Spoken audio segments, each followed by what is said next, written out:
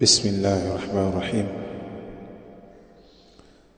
الحمد لله رب العالمين، والعاقبة للمتقين، ولا عدوان إلا على الظالمين، وأشهد أن لا إله إلا الله ولي الصالحين، وأشهد أن محمدًا عبده ورسوله صلى الله عليه وعلى آله وصحبه أجمعين، ومن تبعهم بإحسان إلى يوم الدين، وسلم تسليما كثيرا. أما بعد، بعدكم حمد الله جل وعلا، nakumtakia sala na salamu mtume wetu Muhammad sallallahu alaihi wasallam. Leo ikiwa tarehe 7 mwezi wa Rajab mwaka 1447 Hijiria, sawia na tarehe 27 Disemba mwaka 2025 Miladia.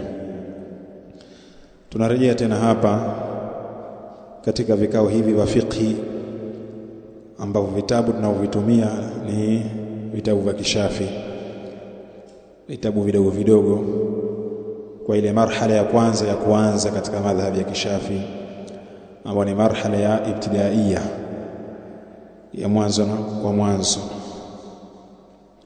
Kwa hiyo marhala hii ni ya wale mubtadiun, wenye kuanza sasa, na vitabu vyao rasaili ni kama hizi ambazo sisi tunye kuanza, ambao ni katika miongoni mwao wale ambao wenye kuanza sasa. Na risala hiyo ambayo inazungumzia fiqh katika madhhabi ya kishafi ni al-mabadi al-fiqhiyya ala madhhab al-imam ash-shafi'i rahimahullahu ta'ala, ambayo imeandikwa na al-ustadh Umar ibn Abd al-Jabbar, na hii ni al-juz'u ath-thalith, juzu ya 3. Juzu ya kwanza tayari tumeshaisoma, na juzu ya pili tayari tumeshaisoma. Juzu ya 3 kadhalika ameweka mukaddima, utangulizi, kisha akazungumza hapo akaweka bismillahir rahmanir rahim, lakini hatutosoma sababu utatoshelezea ule mukaddima wa juzu ya kwanza na ya pili. Ndo tunaanza moja kwa moja katika kitabu bismillahir rahmanir rahim, kwa jina la Allah mwingi wa rehema na mwenye kurehemu. Usulul Islam, misingi ya Kiislamu. Usul ni jamu ya aslun, msingi, ikiwa mingi inaitwa usul, misingi ya Kiislamu. Jambo la kwanza, al-Islam. Uislamu ni nini? Anasema al-Islam maana yake huwa al-inqiyadu, nao ni kunyenyekea, sababu al-inqiyad maana yake ni al-ikhda', ni ile kunyenyekea. Ikhda' ni kunyenyekea, maana yake inqada bimaana ay khada'a wa dhalla, ni ile amenyenyekea na amedhalilika kwa kufuata. Kwa ni kunyenyekea ni majaa bihi an-nabiy sallallahu alaihi wasallam, kwa yale aliyokuja nayo mtume sallallahu alaihi wasallam. Watakiwa unyenyekee bittiba'i al-awamiri, kwa kufuata maamrisho. Kwa unatakiwa unyenyekee kwa kufuata maamrisho, wajtinabi nawahi, na kujiepusha na makatazo yote ambayo ameyakataza mtume alayhi salatu wassalam. Huo ndio Uislamu. Lakini katika risala al-usul ath-thalatha ya Sheikh al-Islam Muhammad ibn Abd al-Wahhab rahimahullahu ta'ala amesema definition mzuri, taarifu mzuri ya al-Islam. Nani anatuambia? Anasema al-Islam al-istislamu lillahi bit-tauhid wal-inqiyadu lahu bit-ta'ah wa bara'atu min ash-shirki wa ahlihi. Hii ndio taarifu mzuri zaidi. Uislamu maana yake al-istislamu lillahi bit-tauhid, ni kujisalimisha kwa Allah kwa kumnyenyekea, kwa kumpwekesha yeye kwa tauhid, kufanya pweke asina na mshirika, sababu Allah hataki mshirika. Dhalika bi anna Allah huwa al-haqq wa anna ma yad'una min dunihi huwa al-batil. Pia katika nyingine kuja wa anna ma yad'una min dunihi al-batil, pasina na huwa, wa anna Allaha huwa al-aliyyul kabir. Zote zimemalizia aya hiyo, zimemalizia hiyo. Kwa hiyo Allah ndio wa haki, haitakikani kumtafutia mshirika. Wa'budu Allaha wa la tushriku bihi shay'an, muabuduni Allah wala msimshirikishe na yeye na chochote. Kadhalika walinqiyadu lahu bitaa, na kunyenyekea kwake Allah kwa kumtii, kufuata maamrisho yake. Wa bara'atu awwal bara'atu min ash-shirki wa ahli, na kujiweka mbali. Ile baraa maana yake ile kujinasua kutoka na kujiweka mbali na ushirikina na watu wake. Hiyo ndio taarifu ambayo ni mzuri zaidi. Kisha anasema usulul islam arba'atu, misingi ya Kiislamu ni minne. Kwanza al-Qur'an wal hadith wal ijma' wal qiyas. Al-Qur'an ni Qur'an, wal hadith ni hadithi kama tunavyojua, wal ijma' ni makubaliano, ay al-ittifaq, makubaliano wanachuoni. Ijma'ul muslimin, makubaliano wa Islam wa ulama. Wal qiyas ni qiyas, Kiswahili wanaita qiyas, maana jambo kulikisi, ataelezea kwa mbele. Al-Qur'an maana yake huwa kitabullah, ni kitabu cha Allah, al-munazzalu, kilichoteremshwa, ala sayyidina Muhammadin sallallahu alaihi wasallam, kupitia juu ya bwana wetu ambaye ni mtume wa daraja, mtume wetu Muhammad sallallahu alaihi wasallam, tukufu wa daraja. Hii Qur'ani imekuja liislahi nnas, kwa ajili ya kuwatengeneza watu, fi dinihim, katika dini yao, wa dunyahum, na dunia yao. Kila kitu ambacho kinakutengeneza wewe katika dini na dunia utakipata katika Qur'an. Wa akhiratihim, na akhira yao Qur'ani imekuja kuweka sawa, kila kitu kimeweka sawa. Na hicho ndio kitabu cha Allah subhanahu wa ta'ala, ambao la raiba fihi, hakina shaka ndani yake. Msingi wa pili ni alhadith, kwa sababu mtume alayhi salatu wassalam katika hadithi sahihi anasema utitu alquran wa mithlahu ma'ahu, nimepewa Qur'an na mfano wa Qur'ani pamoja nayo, ambao ni nini? Hadithi. Kwa maana sisi Waislamu tuna wahi mbili, wahi wa Qur'an na wahi wa hadithi, kwa sababu hadithi ni wahi. Allah jalla wa ala anasema katika Qur'an, wama yantiqu 'anil hawa in huwa illa wahyu yuha, na huyo mtume Muhammad sallallahu alaihi wasallam hatamki kwa matamanio ya nafsi yake, isipokuwa ni wahi unateremshwa kwa Allah subhanahu wa ta'ala. Kisha akasema alhadithi maana yake huwa aqwalu nabii sallallahu alaihi wasallam, ni kauli za mtume sallallahu alaihi wasallam, wa a'maluhu, na matendo yake. Kwa hadithi imeweza kuwa nini? Qauliyan, ikawa ni kauli ya mtume alayhi salatu wasallam amesema, au amaliyan, ndio hiyo fi'liya, au ni kitendo mtume sallallahu alayhi wasallam amekisema, amekifanya, afwan, kitendo amekifanya. Au nyingine ambayo hajitaja hapo, na nyingine ni taqririyatun, kukiri jambo limefanywa mbele yake akalikiri, akalikubali, pia ni sunna. Kwa sunna inaweza kuwa qauliyatun, amaliyatun, au anaita fi'liyatun, au taqririyatun. Wa a'maluhu, na matendo yake, allati, ambayo bayanat ahkam alquran, matendo hayo yamebainisha hukumu za Qur'an. Wa arshadat an-nasa ilayha, na vitu hivyo vimeongoza watu katika mambo hayo, katika matendo hayo. Kwa hiyo hii hadithi inakuja kubainisha Qur'an, ay bayanat ahkam alquran, imekuja kubainisha hukumu za Qur'an, kwa sababu Qur'an inakuja tena nyingine mujmal, kuja kwa ujumla tu, haija kuelezea. Mfano, wa aqimus salata wa atuz zakata, nasimamisheni swala na mtoe zaka.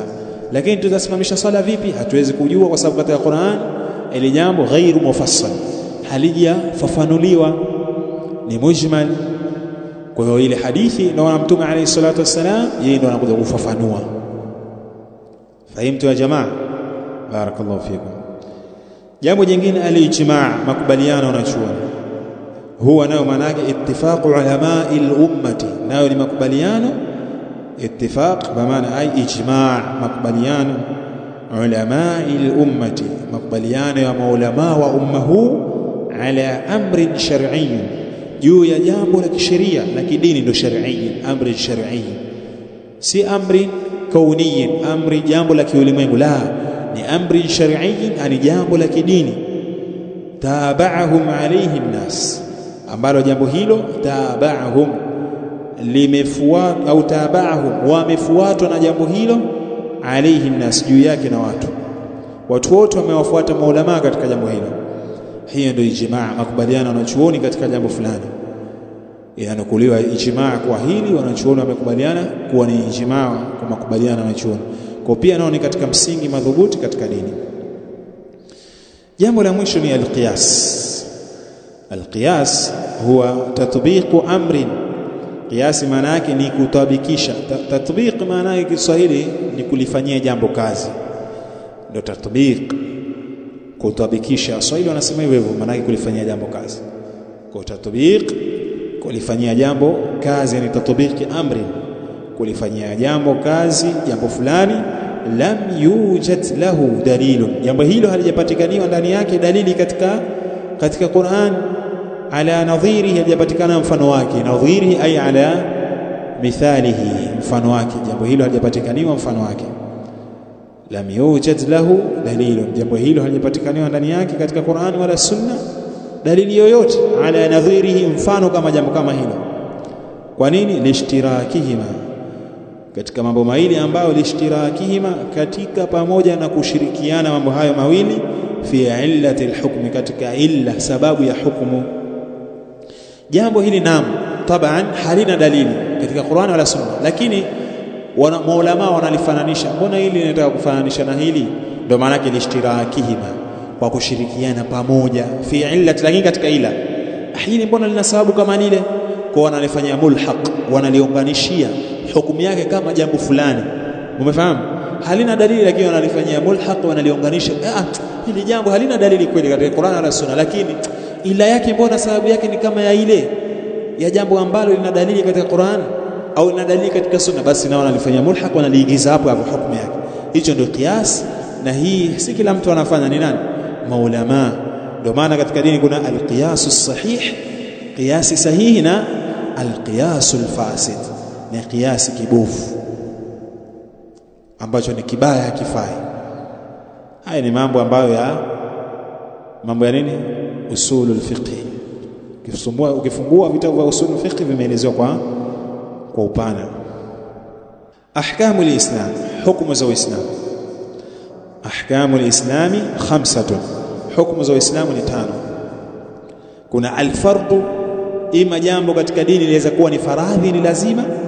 Wasunnatu, ama jambo huenda likawa ni sunna. Walharam, ama jambo linaweza kuwa ni haram, halifai, ni haram moja kwa moja.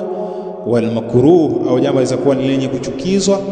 Walmubah, au jambo linaweza kuwa ni nini? Ni halali. Anaelezea moja baada ya nyingine. Alfardh, faradhi ni nini? Anasema huwa ma yuthabu fa'iluhu, ni lile jambo ambalo yuthabu fa'iluhu, anapata thawabu yule mwenye kulifanya kwake jambo hilo. Umeelewa? Maana yake akilifanya jambo hilo mtu anapata thawabu.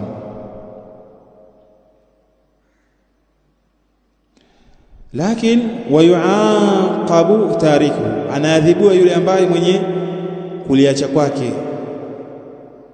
Mfano sala, mtu akiswali anapata thawabu, na kama hakuswali anapata adhabu, anaadhibiwa. Hiyo ndio maana ambayo iko karibu zaidi. Kadhalika akasema wa huwa alwajib, wa huwa na hiyo fardhi, alwajib ndio ule wajibu, bimaana wahid, maana moja. Kwa katika madhhabi ya Kishafi, fardhun, wajibun, yote maana moja. Ndio maana fardhun, wajibun, arkan, yote na maana moja katika swala, isipokuwa sehemu moja tu katika ibada ya hija. Ndio hapa akasema illa fi babi alhajj, isipokuwa katika mlango wa hija. Katika mlango wa hija utaona fardhu anaweka pake na nini, na wajibati unaweka pake. Jambo jingine ni as-sunna. Sunna nini? Hii jamaa tujue ni sunna inazungumziwa katika nini? Masuala ya kifikhi. Lakini sunna ina maana nyingine katika wanachuoni. Almuhaddithun wana maana yao, ukaenda katika usulul fiqh wana maana yao, umefahamu? Ukaenda katika upande wa kilugha wana maana yao. Katika upande wa kilugha sunna wanasema nini? Ni tariqa, ni njia. Imeleka. Almuhaddithun wanasema sunna nini? Ndio hiyo, qawliyan au fi'liyan au taqririyan. Sijui imeleka. Kwa kila mtu ana nini? Ana maana yake ya sunna. Katika fiqh sunna ndio hiyo. Lakini na katika wanachuoni wengine wanaona sunna nini? Ni wajiba, jambo la lazima. Kwa sababu wanasema al-amru yaqtadi al-wujub, amri inapelekea na kuhukumia katika nini? Wajibu. Kwa Mtume alayhi salatu wasalam akiamrisha jambo nini? Inakuwa ni lazima.